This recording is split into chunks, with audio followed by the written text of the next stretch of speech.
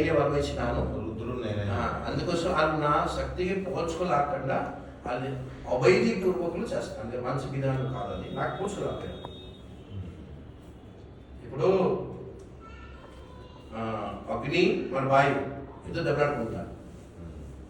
నేనన్నా నేనే పెద్దోడిని, వాయువు అంటే నాకన్నా పెద్దోడు లేదు, లేదు నాకన్నా పెద్దోడు, నాకే అందరూ పూజ చేయాలి అగ్ని అంటున్నాడు. లేదు వాయువు నాకే అందరూ పూజ చేయాలి, దెబ్బలాడుకుంటారు. దేవతల్ని పూజ లాభం గురించి చాలా లోభం ఉంది, అందరు నాకు పూజ చేయాలి అని దేవతలు. ఇదంతా అవగుణాలు. ఇప్పుడు కృష్ణుడు చూశాడు ఇద్దరు దెబ్బలాడుకుంటున్నారు, ఇది కొంచెం బుద్ధి చెప్పాలి అని కృష్ణుడు అక్కడికి బ్రాహ్మణ రూపంలో వచ్చాడు. బ్రాహ్మణ రూపంలో వచ్చి చెప్పారు అగ్నికి వాయువుకి, ఎందుకు దెబ్బలాడుతున్నారు అంటే నేను పెద్దవాడిని అంటే నేను పెద్దవాడిని అంటే ఓకే నేను సమాధానం చేస్తాను. ఓకే అగ్ని నువ్వేం చేయగలుగుతావు, ఎందుకు నువ్వు పెద్దవాడు, అన్ని వస్తువులు కాల్చగలుగుతాడు అంటారు. ఓ అంత వరుణరా చిన్న గడ్డ ఎగరాడు కాలు చూపించడానికి అంత బలం యూజ్ చేసి కూడా గడ్డి ఆకు కొంచెం కూడా నల్ల కూడా అవ్వలేదు. గడ్డ ఆకేమో జోక్ చేస్తుంది అగ్నికి, కాల్చలేకపోతున్నావు ఏంటి అని, నా కాల్చలేకపోతున్నావు ఏంటి అని జోక్ చేస్తుంది అని గడ్డ. కింద పడిపోయాడు అగ్ని, బలవంతం అయిపోయింది ప్లీజ్. దాని తర్వాత భయపడి నువ్వెందుకు పెద్దవాడివి అంటే అంతా ఎగరేసి కలుస్తాను, దీనికి ఎగరేస్తుంది. అతను కూడా అంత బలం ఏం చేస్తే కూడా ఏంటి ఒకటి అది కొంచెం ఇటువాడు జరగలేదు, నవ్వుతుంది భయం మీద, ఏంటి నాకు ఎగరేయలేకపోతున్నావు అని. అప్పుడు ఇతను కూడా పడిపోయింది.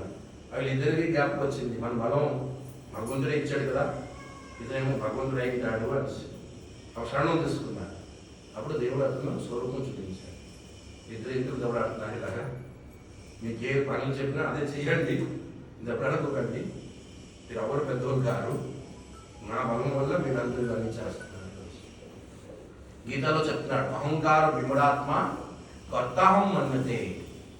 అహంకారం వల్ల వీళ్ళందరూ జీవులు నేనే కర్త అనుకుంటా, నేను చేసినోడు భగవంతుడు.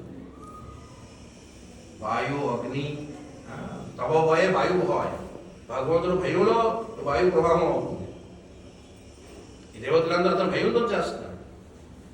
అందుకోసం ఇంద్రుడు పూజ బంద్ చేశాడు కృష్ణుడు, చేయకండి అని. ఈ హిందూ ధర్మం ఎక్కడి నుంచి వచ్చిందంటే ముస్లిమ్స్ మనకు వచ్చి సింధు అటుపకుండా వాళ్ళందరూ హిందూ హిందూ అంటే హిందువులు అంటున్నాం. హిందూ పేరు మనది గీత భాగవతం అని శాస్త్రంలో లేవు.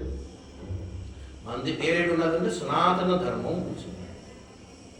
సనాతన ధర్మం జీవభూత సనాతనం, దీని ఆది అంతం లేదు. అందుకోసమే మనం సనాతన కొలవరావాలి, హిందూ కాదు. ఫారెన్ మనలో ఏదో చెప్పిస్తారు చేయడం, బ్రిటిష్ వాళ్ళు చెప్తే కాదు. బ్రిటిష్ వాళ్ళ పేర్లన్నీ మార్చారు. ఇప్పుడు బందోపాధ్యాయకి బెనర్జీ అన్నాను, చటోపాధ్యాయకి చటర్జీ అన్నాను. ఇక్కడ కూడా చాలా పేర్లు అలా మార్చింది. ఇప్పుడు ఇది మచిలీపట్నం పేరు ముందు లేకుండా దానికి మచిలీపట్నం అని పెట్టారు.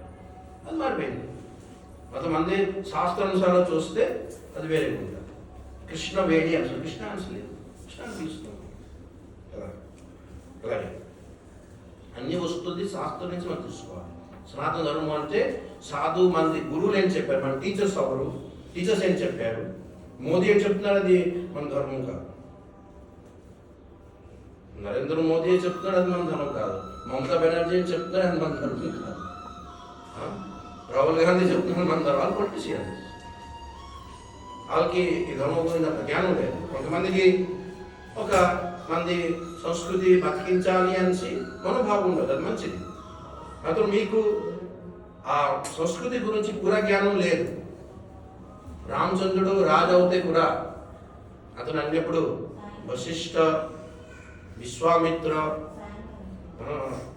దాని తర్వాత ఇలాగా చాలామంది అగస్త్య ముని, అలాగే చాలా మునింది మాటిని అతను నచ్చాయి.